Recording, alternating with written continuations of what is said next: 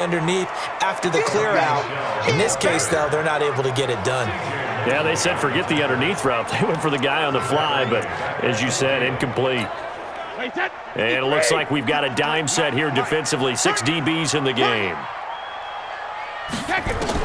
From midfield, here's Brady. He'll check this one down to Michelle. And the tackle going to be made at the 41 as they stop him a few yards short of the first. Now after the completion, we're going to get a timeout, an injured player. We'll get a report when we return to Foxborough.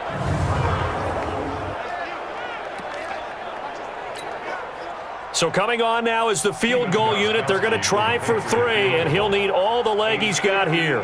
So this will be spotted on the midfield logo. It's a 58-yard attempt. Let's go, baby. Well, I was watching him in warm-ups, and he hit a 62-yarder that hit the crossbar and went over. This one a little bit inside of that, but not enough leg. And the difference is what? Well, your live conditions, right? Live conditions, game conditions are a whole lot different than practice, where you just pop it up there, no rush, no pressure. And he's going to go down. They sack him back at the 42. And that is the 3rd sack this offensive line has allowed this first quarter. Man, that puts him on pace. Let me do the rudimentary math here. To be sacked 12 times in a game, I know he's not going to go for that. I wonder if it's going to reshape what they decide to do on offense in terms of play calling. Well, I can tell you what, when he popped up, under pressure again, and down he goes again.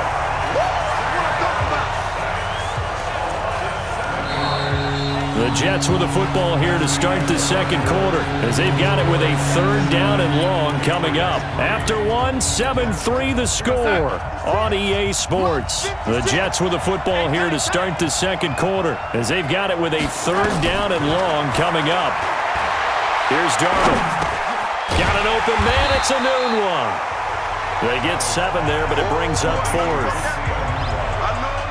One hallmark of good defenses is understanding the game, understanding positioning, and tackling immediately in the secondary after catches. I think we just saw that on display right there. Got to him before he ever had a chance to think about turning it upfield. We play to win. Let's go. Back onto the field now comes the wideout Antonio Brown. They've got to be thinking, how can we get him a little bit more involved here? Second quarter, you're down, and really, he's been out of the mix. I would agree with that, and oftentimes you hear, well, we're just taking what the defense is giving us, but sometimes that's just not good enough. Sometimes you have to take what you want, and that means getting him the football. Yeah, so far just a single catch in this game. After a play like that, there should be congratulations all the way around, I think, because if you can stop a big fullback like that, that's not easily done. Yeah, he does not go down easily, you're right, but he did there. Now a throw out to his fullback is complete. And he's going to lose yardage here. Back to his own 18. That backs him up 1 yard and brings up 3rd down. Well, I know it goes against the instincts of the person catching the ball because all you're ever taught is catch the football, don't drop it. But drop it there. Yeah, in that situation, dropping it would have been better. End up losing yardage even though they completed the pass. As good as a sack. Yeah, how about that? Although they won't get the same credit for it, and it won't help them at contract time. Now, meanwhile, the throw by Brady knocked away, incomplete. Nice play there to force the incompletion, and to me, one thing's for sure. When you're the underdogs and you're playing on the road, you absolutely have to get takeaways. You've got to get the ball from them. Yeah, win that turnover battle, going to be key. They didn't get one there, but you get the feeling they keep making plays like that, they might just get a few. Yeah, once you get one, defensive teams think they come in bunches. This Jets offense heading back out there now, led by...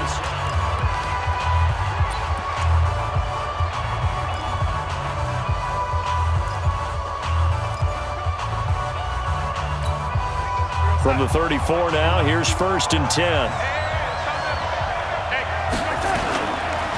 On the ground, it's Montgomery.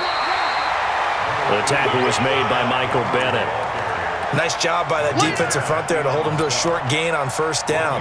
Well played, I must say. Yeah, only getting 1 yard. There was no room to run. On 2nd and 9, Darnold. Herndon's got it complete. And he'll go down at the 28. Brandon, perfect defense in this situation would have meant that there was an incompletion. They would have picked it off. Okay, so they gave up the completion. But I really enjoyed watching how the defense stayed in sync, Stayed in great communication, and as he dragged across each zone, you see him pointing, communicating. There he is, and they passed him off to each defender. Ended up making a nice play, even though it was complete. This has to go down as one of the simpler routes in the playbook, but oh so effective. Nice completion there. Keeps the sticks moving. First down, here's the run with Montgomery. And just a couple yards there down to the 17.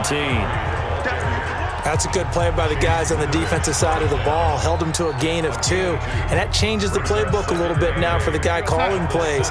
2nd and 8. Now he's got to probably think about going to the air instead of maybe staying with the ground game.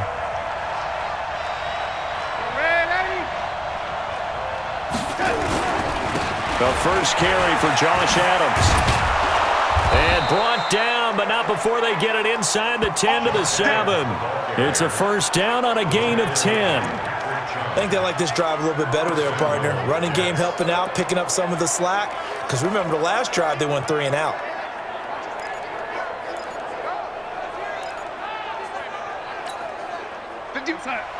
Mike 51. Are you getting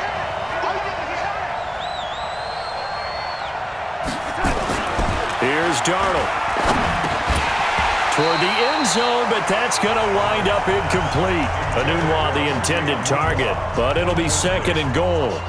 It is tough to complete passes against zone defenses. The windows that you see open, they shrink pretty rapidly. How about being able to hit a moving target against a zone before the next guy can get there and make a play on the ball? Not easy for any quarterback, no matter the situation, and there the defense won the battle. They'll try again here from the 7 on 2nd and goal. Now it's Darnold. To the goal line, but it's incomplete. When you get your backs in the shadow of your goal line, you've got to be physical in that situation because there's not a whole lot of space, not a lot of wild plays that can be run there. It's put up or shut up time. Defensively, nice job just to make sure they didn't complete it on that play. Now Darnold on 3rd and goal. Looking end zone, but it's incomplete. You can tell they were hoping for a flag there offensively. Several on the sideline motioning. Hey, why not a penalty? Why not a penalty? What did you see? Yeah, I think you've got to let them play, and the officials are instructed. If there's contact coming from both sides, no flag. Let them fight it out. And forces 4th down. That drive took him inside the 10. Good job defensively to hold him to 3. Yeah, I like how you did that. Give a little tip of the cap to the stop troops there because they didn't give up a touchdown in that situation, right? Made them kick the field goal. And, yeah, points went against them, but that feels a whole lot better running off the field. Now the Patriots gearing up to go now. And on the last go-around, they really couldn't get anything going. They had to punt from deep inside their own territory, which means you're going to lose the field position battle as a general rule. What they're looking for now is a little more consistency, move the ball at least a few times on offense, get a couple of first downs, and hopefully flip the field. Yeah, just something to build off of. That's what they're looking for here. Brady's incompletion on 1st down leads to a 2nd and 10. Now an inside draw. This is their fullback. And running room scarce here. He's going to be stopped in his tracks at the line of scrimmage. New England on 3rd down. They've had their troubles. Just 1 for 6. This is 3rd and 10. Shotgun now for Brady. And that'll be incomplete. Well, they took their shot all right, but it comes up empty, and it's 4th down. It's always a goal, and it's really nice defensively when you can rally to the football and make sure there's enough contact to force an incompletion. Force an incompletion and force another punt. Pulled in at the 24.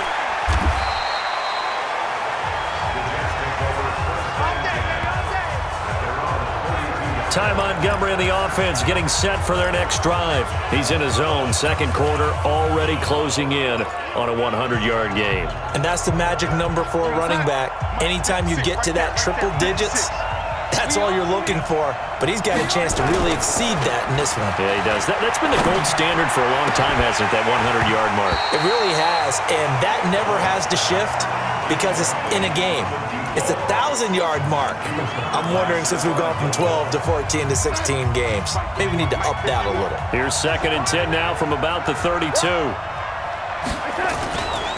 On second down, Montgomery found a little room there as he's up to about the 37. The veteran Jason McCourty up to make the tackle. Boy, where would these guys be without his performance on the ground? That puts him over 100 yards now for the afternoon, and I tell you, he seems to be getting stronger as the day goes along. On third down, they go Montgomery. And they're going to mark him down short, maybe by about a yard, if that. 4 yards on the pickup there, but it's going to take him to fourth down. When a good play is made on defense, oftentimes leverage is the key to everything. Defensive line not getting turned, all the other guys making sure they're in the right spot, and on that play, they were able to stop him short of a first down. Good work, boys. Let's go. Let's go. Now let's discuss Antonio Brown as he heads back out there now. A chance maybe here for them to get him more involved. They're down here on the scoreboard, and he's been very quiet. And the silence has been deafening for his team. They don't need that at all. They need fireworks. They need explosive plays. They need him touching the football in any way possible. Maybe go to some jet sweeps. Anything to get him going. Yeah, something to get him the ball. We'll see if they can do it. The stop for no gain brings up 2nd and 10 from the 20. They'll run with Devlin. And he'll be tackled at the 23 after a gain of 3. The end result was brute force on brute force, but think about everything that's going on if you're playing defensive tackle. You're dealing with at least one blocker across from you, trying to deal with him, shed him, and maybe even a second one before you have to try and make the tackle on the big guy. These guys have punted 4 times already, and they're staring at a 5th, barring a conversion here on third down. Now Brady, he gets it to Brown, complete. And he's taken down, but able to slip across the 35. Give him 15 yards on that one, and New England has a first down. That's what we're used to seeing from him right there. Plays like that, why he's number 4 in the league in terms of receiving yardage. Able to make adjustments all along the way. Doesn't matter where he lines up, where he releases from. Working his way into the secondary, figures out defenses and finds weak spots in order to get open. And they'll get him down after a pickup of 8, 2nd and 2. Just what you want on a first down run. Call it 8 yards, and it's 2nd and 2.